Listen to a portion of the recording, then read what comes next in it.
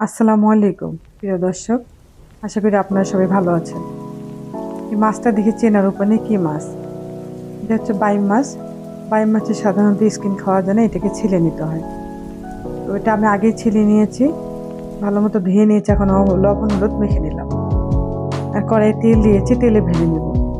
এই রান্না এক্সপ্লেন করার মতো তেমন কিছু নেই, আমি যেভাবে রান্না করি সেটা আপনাদের মাঝে শেয়ার করলাম।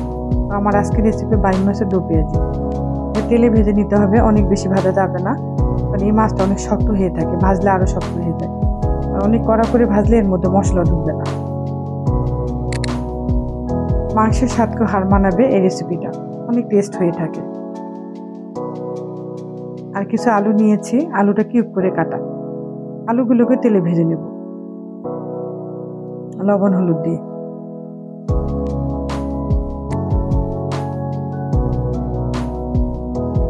এইভাবে রান্না করলে বুঝতে পারবেন কতটাই টেস্ট হয়। আর কিছু পেঁয়াজ নিয়েছি কিউব করে কাটা, পেঁয়াজটাও হালকা ভেজে নেব। যদি আমার রেসিপি ভালো লাগে শেয়ার করে দিবেন আর আমার পাশে থাকবেন, সবাই সাপোর্ট করে যাবেন। আবার পরে আমি তেল দিলাম 3 টেবিল চামচ আর 4টা মাঝারি সাইজের পেঁয়াজ কুচি, কয়েকটা কাঁচামরিচ ফালি। আর পেঁয়াজগুলো অনেক বেশি লাল করে ভাজা যাবে না, হালকা ভাজলে হবে। আর কিউব করে কাটা টমেটো, আর টমেটো দিলে এই রেসিপিটা অনেক গ্রেভি হয়, খেতে স্বাদ লাগে।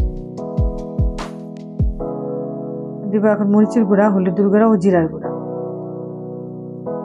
আর মরিচের গুঁড়া আমি দিয়েছি 1 চা চামচ। একটু নেড়ে চেড়ে পানি দিব।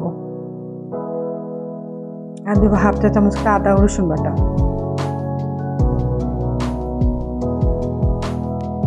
এখন দেবো স্বাদ মতো লবণ। লবণটা একটু দেখে দিতে হবে, যেহেতু হলুদে মাছে লবণ দেওয়া আছে। আলুগুলো দিয়ে দিব।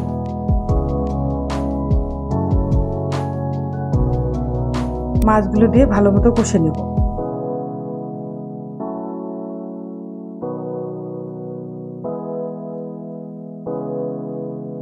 আর দিব ভেজে রাখা পেঁয়াজগুলো।